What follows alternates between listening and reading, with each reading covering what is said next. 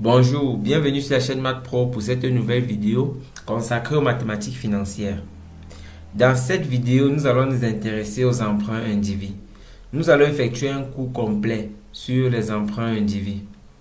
Bien sûr, ce cours concerne les élèves de probatoire et baccalauréat et les étudiants en cycle BTS, licence et master. Ce cours vient après le cours sur les annuités. Nous allons commencer par donner le programme. La première partie est consacrée au type d'emprunt. Dans cette partie, nous allons ressortir les deux grands types d'emprunts. Puis, nous allons nous consacrer aux emprunts indivis. Ensuite, nous allons parler du remboursement d'un emprunt. Dans cette partie, nous allons parler des trois types de remboursement. Le remboursement par annuité constante. Dans ce remboursement, les annuités sont constantes. Nous allons aussi parler du remboursement par amortissement constante et enfin le remboursement infini. Si vous êtes nouveau sur cette chaîne, n'oubliez pas de vous abonner, de liker et d'activer la cloche de notification. Et si la vidéo vous plaît, n'oubliez pas de mettre un pouce bleu à la fin. Sans plus tarder, commençons par le type d'emprunt. Il existe plusieurs types d'emprunts. Nous pouvons cependant les regrouper en deux catégories selon que l'emprunteur s'adresse à un seul ou à plusieurs prêteurs. On distingue l'emprunt indivis. Ici, c'est l'emprunt ordinaire contracté auprès d'un prêteur unique.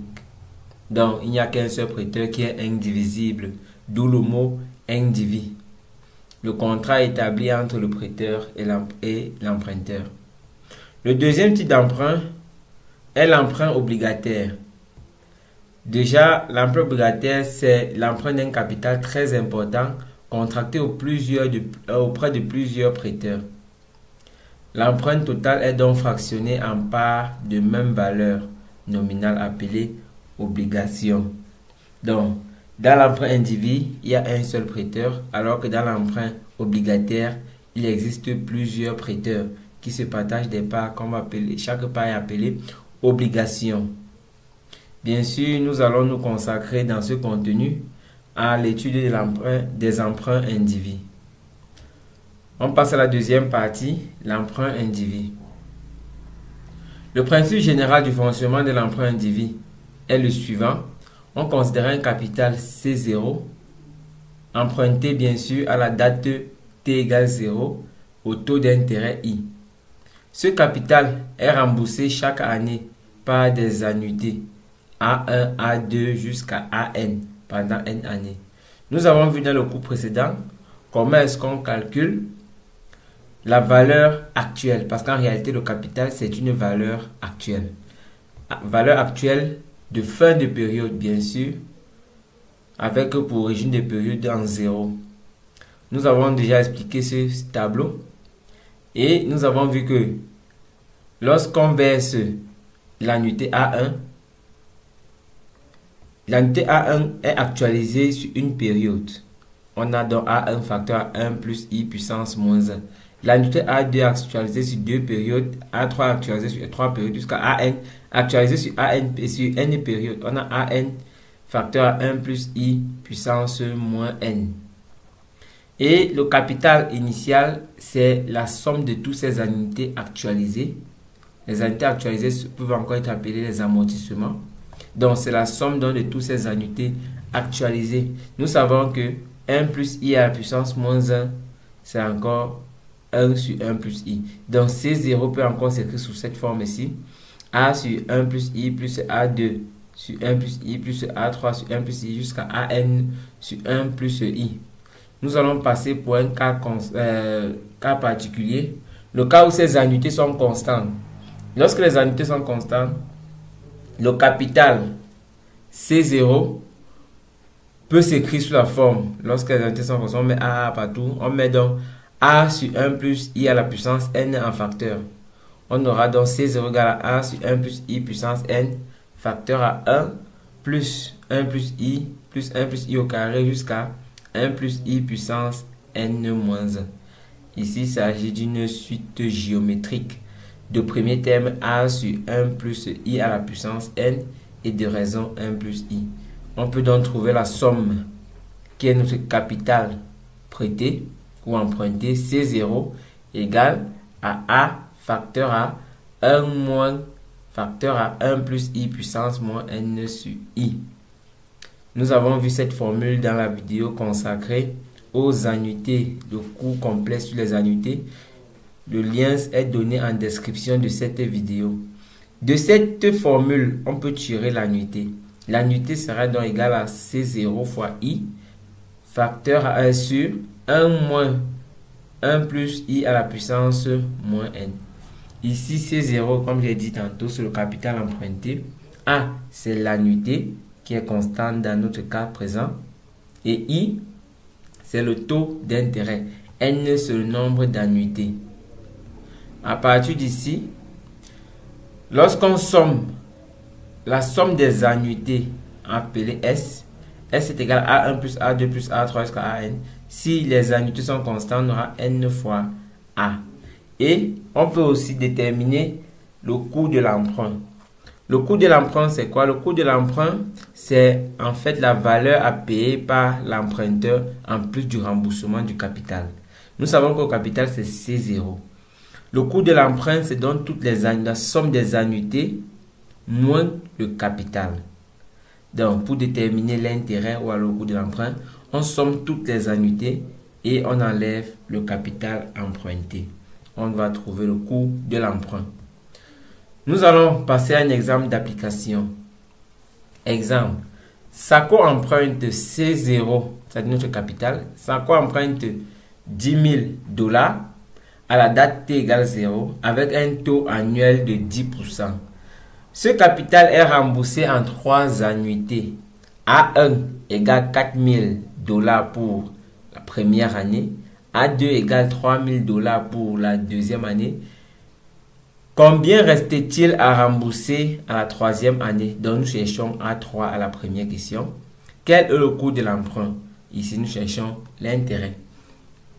Nous allons passer à la résolution de cet exercice.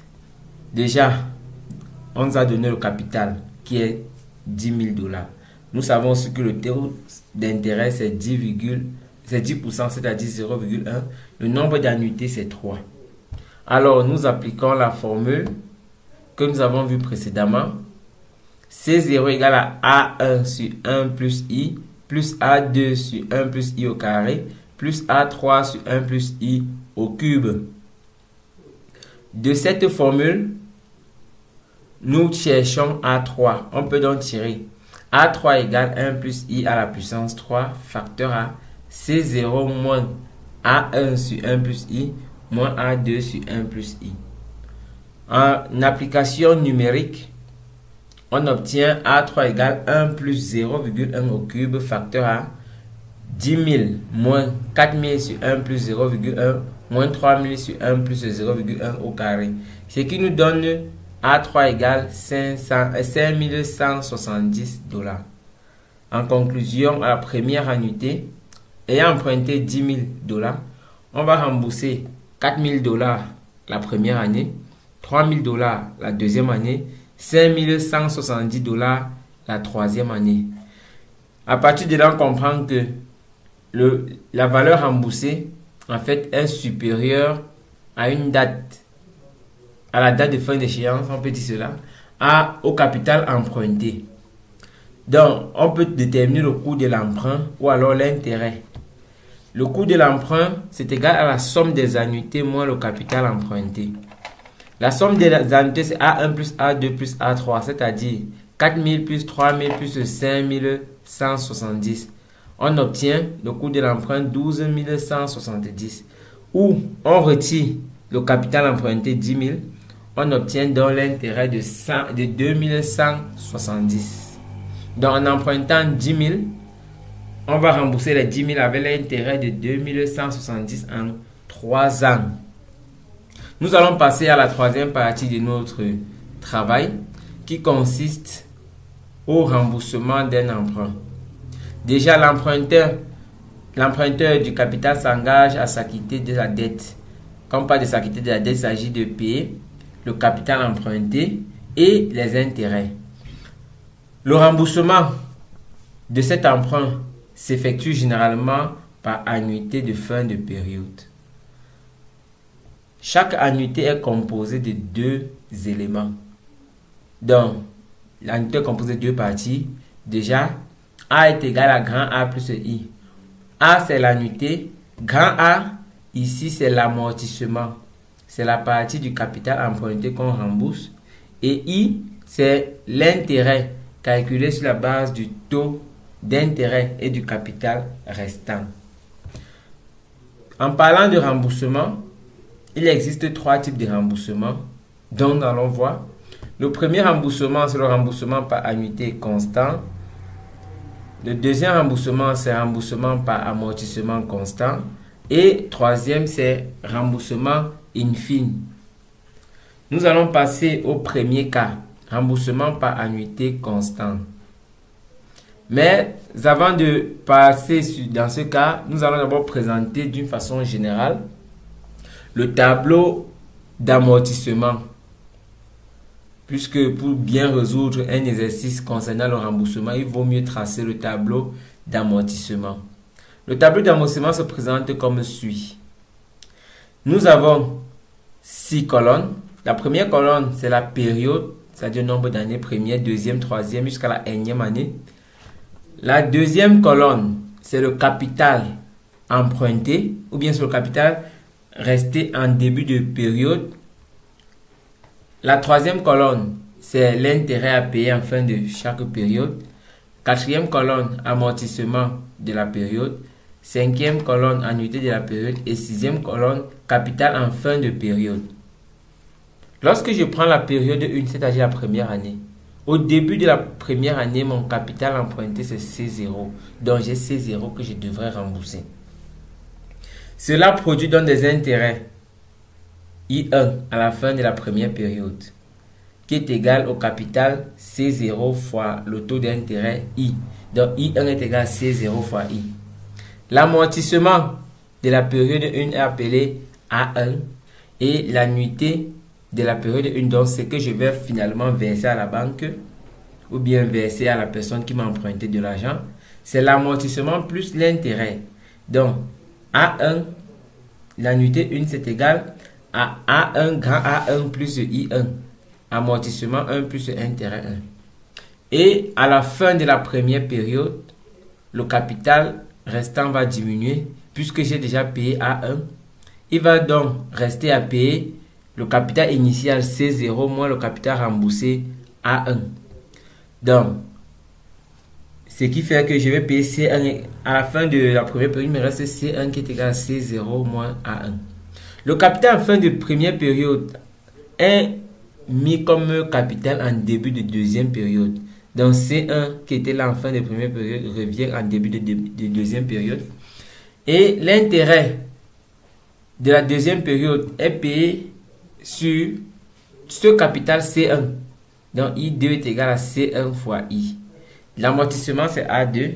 L'annuité c'est amortissement plus intérêt. A grand A2 plus I2. Le capital restant à la fin, c'est le capital restant au début de la deuxième période. Donc le capital restant en fin de deuxième période, c'est le capital du début de la deuxième période moins l'amortissement. On a donc C2 égale C1 que voici moins l'amortissement A2. On passe à la troisième période. Déjà C2, le capital en fin de période 2 est reconduit comme début de la période 3. Voici le capital C2. L'intérêt est payé sur C2. L'intérêt de la troisième période I3, c'est égal à C2 fois I. L'amortissement est appelé A3. Et l'annuité petit A3, c'est égal à l'amortissement A3 plus l'intérêt I3. À la fin, nous avons un capital restant qui est le capital du début de la troisième période qui est C2 moins l'amortissement de la troisième période qui est A3. On a donc C3 égale à C2 moins A3. Cela va aller ainsi de suite. Cela va aller de la même façon jusqu'à Cn-2. Donc jusqu'à la période N-1. Lorsqu'on a à l'année N-1, au début de l'année N-1, le capital c'est Cn-2. L'intérêt IN-1 est calculé sur ce Cn-2. Donc Cn-2 fois I. L'annuité c'est AN-1. Et l'amortissement AN-1, l'annuité AN-1, c'est égal à l'amortissement moins l'intérêt. Et on a un capital restant CN-1 qui est égal au capital initial de la période N-1 moins l'annuité de la période N-1. Alors, la dernière période CN, la dernière période N, le capital initial, c'est le capital de la fin de l'avant-dernière période, c'est-à-dire CN-1. L'intérêt sera payé sur CN-1, l'intérêt appelé IN. C'est égal à CN-1 fois I. L'amortissement, c'est AN. Et l'annuité, petit AN, c'est égal à grand AN qui est amortissement plus grand IN qui est l'intérêt. Voilà le coût de l'emprunt. À ce niveau, on a donc le capital fin de la énième période, c'est-à-dire en fin de la dernière période, CN, c'est égal à c'est égal au capital initial CN-1 moins l'amortissement AN. Donc, CN est égal à CN-1 moins AN. Or, si on a bien mené notre tableau d'amortissement, le capital à la fin de la période N doit être égal à 0. Donc, il faut toujours retrouver ce 0 à la sixième colonne. À la sixième colonne et la énième ligne. Voilà. Ce qu'on remarque donc, c'est que Cn est égal à 0. Cela signifie que Cn-1, c'est-à-dire le capital à la fin de l'avant-dernière période, c'est encore égal à l'annuité. C'est égal encore à l'amortissement qu'on paye à la dernière période. Donc, Cn-1 est égal à An. Bien sûr aussi, lorsqu'on va sommer toutes les annuités, il faudrait que ça donne le capital emprunté C0. On va passer donc au remboursement par annuité constante. Le montant de l'emprunt est égal à la valeur actuelle au taux de l'emprunt I de l'ensemble des annuités. C'est-à-dire, le capital emprunté C0 peut se calculer à travers l'annuité par C0 égale à A facteur 1 plus I puissance N moins 1. En fait, puissance moins N. Moins 1 sur I. Cela signifie que A, c'est donc l'annuité constante, c'est donc égal à C0 fois I sur 1 moins 1 plus I puissance moins N. Donc, lorsqu'on parle d'annuité constante, pour calculer cette annuité constante, on utilise cette formule. A qui est égal à C0 fois I sur 1 moins 1 plus I puissance moins N. Nous allons passer à un exemple d'application. La société Alpha a souscrit à un emprunt bancaire de 200 000 $ au taux de 4,5%. Cet emprunt est remboursable en 5 annuités constantes. Calculez le montant de l'annuité constante. Présentez le tableau d'amortissement de l'emprunt. Donc cet exercice en fait sera traité par tous les 3 types de remboursements que nous allons voir. Remboursement par annuité constante, remboursement par amortissement constant et remboursement in fine. Nous commençons ici par annuité constante. L'exercice précise que l'emprunt est remboursable en 5 annuités constantes. On demande de calculer le montant de l'annuité. Dans le montant de l'annuité, on va utiliser cette formule déjà. On relève les données. Le capital emprunté, c'est 200 000 $. Le taux d'intérêt, 0,045 puisque 4,5%. Le nombre d'annuités, c'est 5. On va calculer l'annuité constante en utilisant la formule A est égal à C0 fois I sur 1 moins 1 plus I puissance moins N. En remplaçant C0, I et N par leur valeur, on obtient A est égal à 200 000 fois 0,045 sur 1 moins 1 plus 0,045 puissance moins 5. Cela nous donne A est égal à 45 558,33 $. Nous venons là de calculer l'annuité constante. La deuxième question, c'est présenter le tableau d'amortissement de l'emprunt. Nous allons donc présenter le tableau d'amortissement. Pour cela, on va ressortir encore, on va rappeler les données. C0 égale à 200 000 $, I 0,045, N égale 5, A égale 45 558,33. Puisqu'il s'agit d'un tableau d'amortissement avec les annuités constantes, il est préférable d'abord de remplir la colonne des annuités. Lorsqu'on a calculé l'annuité 45 558,33, c'est-à-dire tous les 5 ans, pendant les 5 ans, on va verser cette même somme en termes d'annuité. Donc A1 égale à A2 égale à A3 égale à A4 égale à A5 qui est égal à 45 558,33. Donc je commence à remplir cette colonne d'abord. A1 45 558,33, A2 45 558,33 jusqu'à A5 45 558,33. Voilà les annuités que j'ai remplies. Les annuités sont donc constantes. C'est pour ça qu'on parle de remboursement par annuité constante. La prochaine chose à remplir, c'est le capital initial. Au début de la première période, le capital c'est C0 égale 200 000. L'intérêt I1, comme nous avons vu, est calculé sur ce C0. Donc pour calculer I1, on va donc prendre I1 est égal à C0 fois I, fois petit I, qui donne 200 000 fois 0,045. On obtient 9 000. Voici c'est 9 000. Après, on calcule A1, c'est-à-dire l'amortissement. Nous savons que l'annuité est égale à amortissement plus intérêt. Donc petit A1 égale à grand A1 plus I1. Voici la formule. On peut donc tirer A1. Grand A1 égale à petit A1 moins I1. Donc amortissement égale à annuité moins intérêt. Annuité c'est 45 558,33 et intérêt 9 000. En faisant la soustraction, on obtient 36 558,33 que voici en A1. Puis, on calcule C1, c'est-à-dire le capital en fin de la première période. C1, normalement, est égal au capital en début de première période C0 moins l'annuité, moins A1. Donc, nous avons calculé C0 est donné, c'est 200 000. Et A1, c'est 36 558,33. Donc, on effectue cette soustraction. On obtient le capital en fin de première période. 163 441,67 que voici. Ce capital est reconduit comme capital en début de deuxième période. Voici ça. On a donc C1 égale 163 441,62. L'intérêt sera calculé sur ce capital C1. Donc I2 est égal à C1 fois petit i.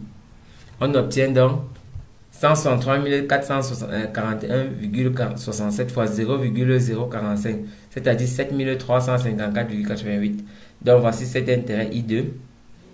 Pour calculer l'annuité 2, on effectue la soustraction entre... Pour calculer l'amortissement 2, on effectue la soustraction entre l'annuité et l'intérêt. On a donc A2, grand A2 égale à petit A2 moins I2, ce qui donne 45 558,33 moins 7354,88. On obtient 38 203,45. Et enfin, C2, c'est-à-dire le capital en fin de deuxième période, c'est égal au capital en début de deuxième période, c'est-à-dire C1 moins l'amortissement moins A2. On a donc C2 est égal à C1 moins A2, c'est-à-dire 163 441,67 moins 38 203,45. On obtient le capital en fin de deuxième période, 125 238,22. Ce capital en fin de deuxième période est reconduit comme capital en début de troisième période. Et le cycle recommence. Pour calculer I3, on prend C2 multiplié par I, c'est-à-dire ce terme ici 125 238,22 multiplié par 0,045, on obtient 5635,72. Puis on calcule l'amortissement en faisant la soustraction. 45 558,33 moins 5635,72. On obtient l'amortissement 3 qui est 39 922,61.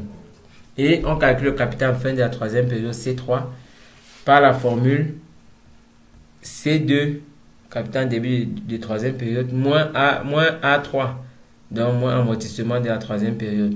On obtient 85 315,61 $. C'est 85 315,81 $ reconduits en début de période des cadres. On prend donc ce montant, on multiplie par le taux d'intérêt 0,045, ça donne I4. Lorsqu'on prend I4, on prend, pour calculer A4, on prend petit A4, on soustrait grand I4, on obtient petit A4 qui est 41 719,13. Et pour calculer C4, le capital en fin de la quatrième période, on prend le capital en début de quatrième période, c'est-à-dire C3, on retire l'annuité, l'amortissement A4.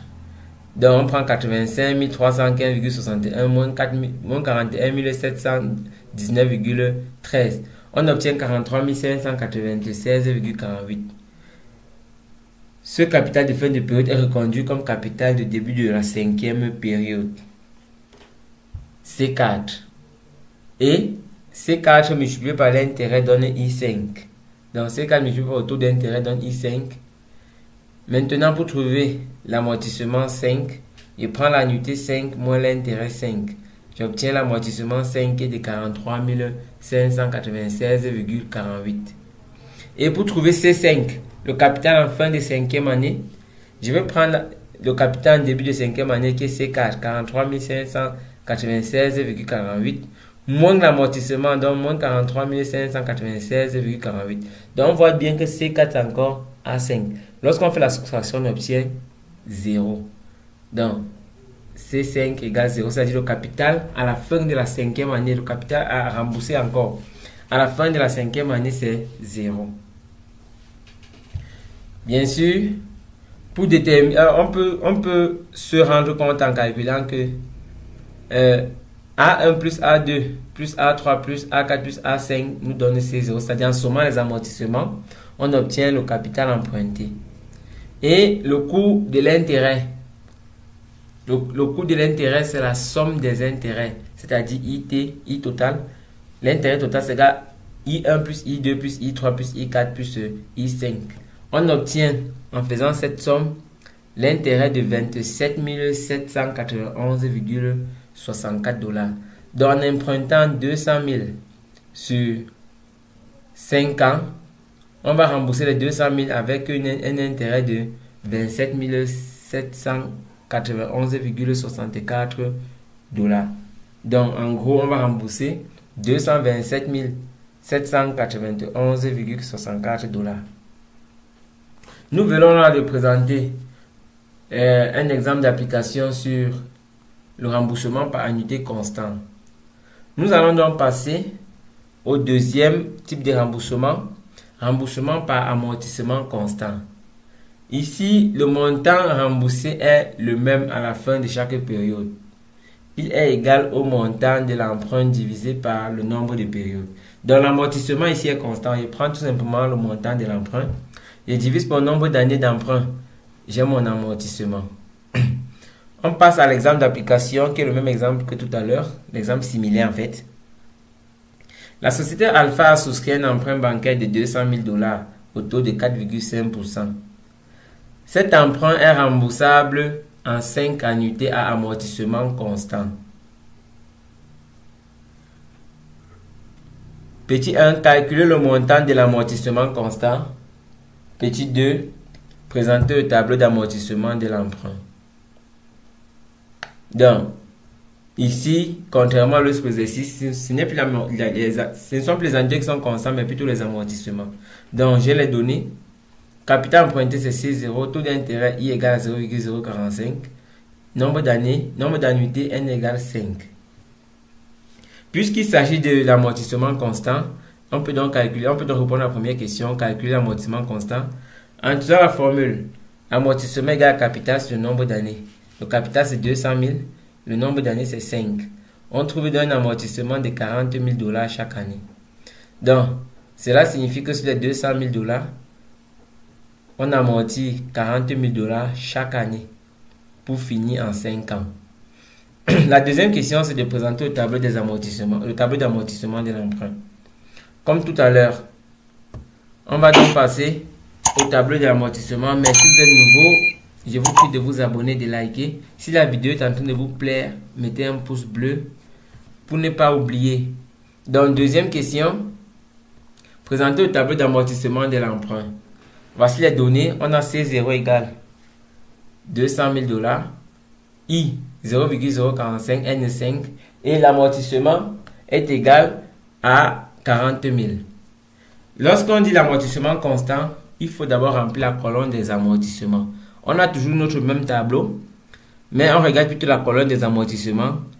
Grand A1 doit être égal à grand A2, doit être égal à grand A3, qui est égal à grand A4, qui est égal à grand A5, qui est égal à 40 000. Donc, on remplit d'abord cette partie qui est constante.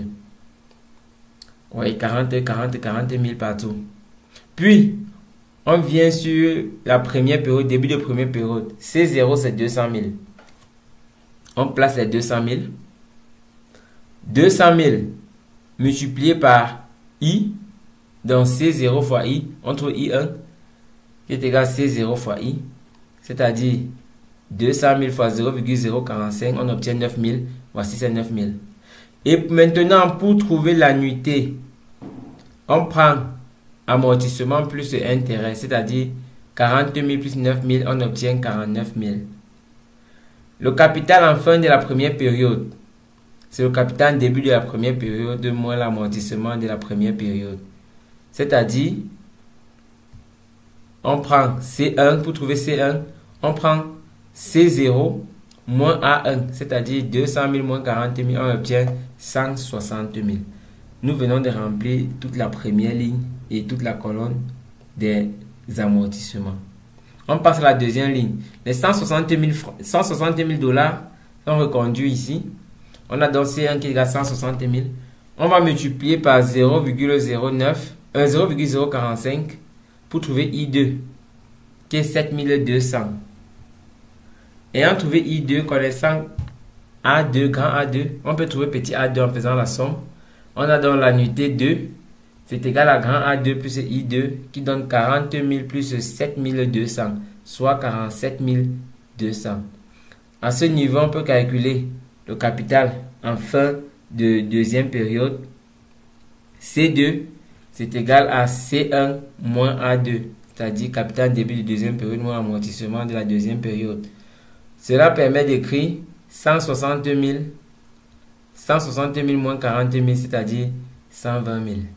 Ces 120 000 sont reconduits à la troisième période. Je prends donc 120 000, je multiplie par le taux I qui est 0,045. On obtient I3 qui est égal à 5400. Pour avoir, on connaît déjà A3 qui est 40 000. Pour avoir petit A3, on prend donc ces 40 000 plus 5400, c'est-à-dire amortissement plus intérêt. On obtient 45 400. Et on peut trouver le capital en fin de troisième période C3 en prenant C2, capital début de troisième période, moins l'amortissement, donc moins 40 000, on obtient 80 000. Ces 80 000 sont reconduits en début de la quatrième période. 80 000 fois le taux I, donc fois 0,045, on trouve 3 600. Je prends donc pour calculer l'annuité 4, je prends 40 000 plus 3 600, j'obtiens 43 600 à l'annuité 4. Et C4, c'est égal à C3 moins A4, c'est-à-dire 80 000 moins 40 000. On obtient C4 égale 40 000. Ces 40 000 sont reproduits en début de la dernière période, c'est-à-dire en début de la cinquième période.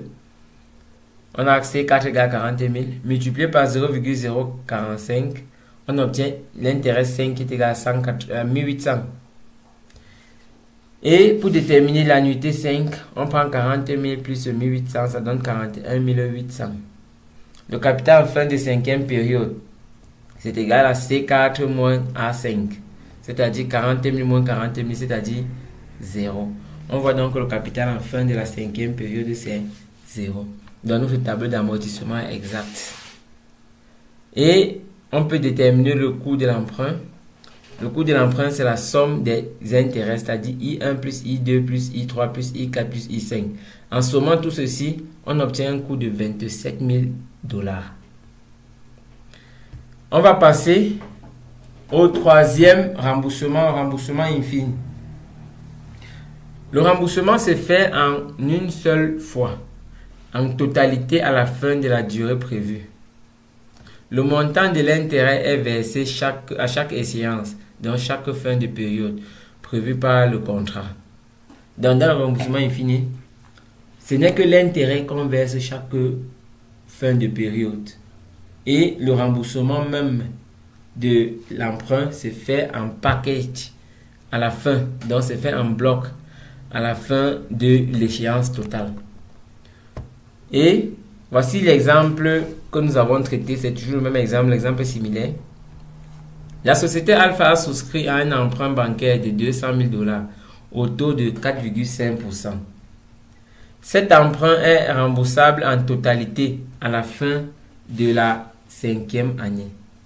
Donc, ici, l'emprunt est remboursable en totalité à la fin de la 5e année. Calculer l'intérêt versé chaque année. Présenter le tableau d'amortissement. Donc, l'exercice est quasiment le même, du moins semblable. Tous les exercices sont semblables. Ici, le remboursement se fait en totalité en fin de la dernière année. Donc, il s'agit d'un remboursement in fine. In fine, fine comme fin. Donc, on relève les données. Le capital emprunté, c'est toujours 200 000 $. Le taux, c'est I égale 0,045. Le nombre d'années, ou bien d'annuités, c'est 5. Alors, on veut donc ça. Pour savoir l'intérêt à verser, déjà, il faut savoir que dans le remboursement infini, l'intérêt à verser se calcule uniquement sur le capital, puisque le capital est reconduit chaque année. On peut donc calculer ce capital, dont l'intérêt à verser chaque année, c'est égal à C0 fois I, dans le capital emprunté fois le taux d'intérêt. Ce qui nous donne 200 000 fois 0,045, soit 9 000 $. Donc, chaque année, on doit verser 9 000 $. Donc, le tableau d'amortissement est assez simple dans ce cas. Déjà, C0 sur le capital emprunté 200 000. I, petit I, le taux 0,045. N égale 5 ans. Et I, grand I, l'intérêt à la fin de chaque année, qui est de 9 000 $. On a donc ce tableau d'amortissement. Déjà, l'amortissement, c'est 0 de la première jusqu'à la 4e année. Ce n'est qu'à la 5e année qu'on rembourse les 200 000 $. Donc, c'est pour cela que grand A1, c'est 0, grand A2, 0, grand A3, 0, grand A4, 0, grand A5, 200 000 $. Maintenant, le capital C0, initialement, c'est 200 000. Lorsque je prends ces 200 000, je multiplie par l'intérêt I, qui est 0,045, on obtient 9 000. Et pour calculer l'annuité 1, c'est que je vais verser à la fin de la première période. C'est égal à l'intérêt 1 plus l'amortissement 1, c'est-à-dire 0 plus 9 000, ça fait 9 000. Et enfin, le capital en fin de la première année, c'est le capital en début d'année moins l'amortissement, c'est-à-dire 200 000 moins 0, c'est toujours 200 000. On se rend compte que le capital est donc reconduit à la deuxième année. C1, c'est égal à 200 000. Multiplié par 0,045, on obtient 9 000. Lorsqu'on a 9 000, on ajoute à 0. 9 000 plus 0, c'est-à-dire I2 plus grand A2, ça donne A2. On obtient toujours 9 000. Et pour trouver le capital en fin de la deuxième période, on prend C1, capital en début de deuxième période, moins l'amortissement. Donc 200 000 moins 0, ça donne toujours 200 000. Donc cela signifie que en fin de deuxième période, on a toujours 200 000. Même critère pour la troisième période. On reconduit les 200 000, multiplié par le taux d'intérêt, on obtient 9 000. L'amortissement, c'est 0. Cela signifie que l'annuité, c'est toujours 9 000. 9 000 plus 0, 9 000. Et le capital à la fin de la troisième période, c'est toujours 200 000. Parce que ça va faire 200 000 moins 0, 200 000. On passe à la quatrième période. Au début de la quatrième période, on a C3 égale 200 000. Multiplié par l'intérêt 0,045, on obtient l'intérêt de 9000 I4. A4, bien sûr, c'est 0. Et grand A4, c'est 9000. 9000 plus 0, 9000. Et à la fin de la quatrième période, le montant remboursé, c'est toujours 200 000. À la cinquième période, le montant remboursé en début de cinquième période, c'est C4 égale 200 000. Multiplié par le... Pour trouver le taux, pour trouver l'intérêt, multiplié par le taux, on obtient 9 000. Maintenant, l'annuité, puisqu'on rembourse, l'amortissement, puisqu'on rembourse en bloc à la cinquième année, nous sommes déjà à la cinquième année, on va donc rembourser A5 les 200 000 directement. Cela signifie que petit A5 qui est l'annuité, c'est-à-dire c'est qu'on va verser exactement, c'est égal à l'amortissement plus l'intérêt, c'est-à-dire 200 000 plus 9 000, on obtient 209 000. Et le capital à la fin de la cinquième période, c'est égal à C4, capital début de la cinquième période, moins l'amortissement. Donc 200 000 moins 200 000. Dans C4 moins A5, on obtient 0. On voit bien que notre tableau, la dernière colonne et la dernière ligne, le point de rencontre, c'est toujours 0. Voilà. Et pour déterminer le coût de l'emprunt, on additionne tous les intérêts. 9 000 plus 9 000 plus 9 000 plus 9 000 plus 9 000, on obtient 45 000 $. Nous venons là de voir le remboursement infini. Nous avons commencé par voir le remboursement par annuité constante, puis par amortissement constant, puis infini. Nous allons passer au choix du remboursement. Donc, cela est présenté sous forme d'exercice. Donc, pour les exercices précédents, quel type de remboursement choisir si l'objectif de la société alpha est de payer le moins d'intérêt possible? On nous demande le type de remboursement qu'il faut choisir si l'objectif est de payer le moins d'intérêt possible. Pour cela, on va passer en revue tous les remboursements que nous avons vus. Nous avons vu le remboursement par annuité constante. L'intérêt, en sommant tous les I, on obtenait 27 791,64. En deuxième lieu, nous avons vu le remboursement par annuité, par amortissement constant. On a le coût de l'emprunt qui était de 27 000. Et en troisième lieu, on a vu le remboursement infini. On a le coût de l'emprunt qui était de 45 000. Déjà, la modalité à choisir est celle qui correspond au plus faible coût de l'emprunt, à savoir le remboursement par amortissement constant. Ici, on n'a que 27 000, alors que là, on a 27 791,64 et ici 45 000. Donc, il vaut mieux choisir le remboursement par amortissement constant pour notre cas.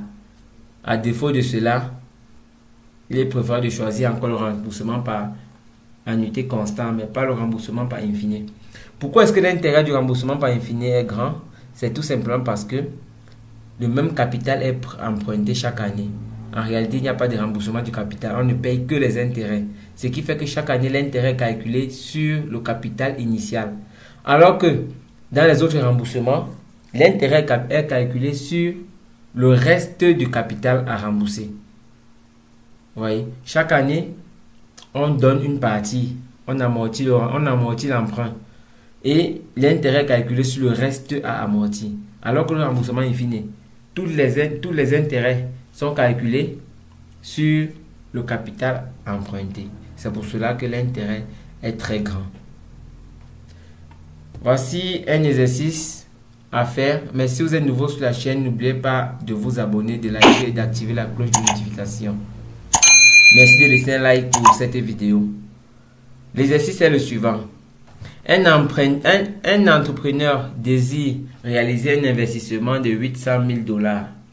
Pour financer son projet, il fait appel à un seul emprunt bancaire. Donc, il s'agit d'un emprunt individu. La banque lui propose 3 modalités au taux annuel de 8% pour une durée de 4 ans. Donc, il y a 3 possibilités. La première possibilité ou première modalité, remboursement par annuité constante. La deuxième modalité, remboursement par amortissement constant. Et la troisième modalité, remboursement infini.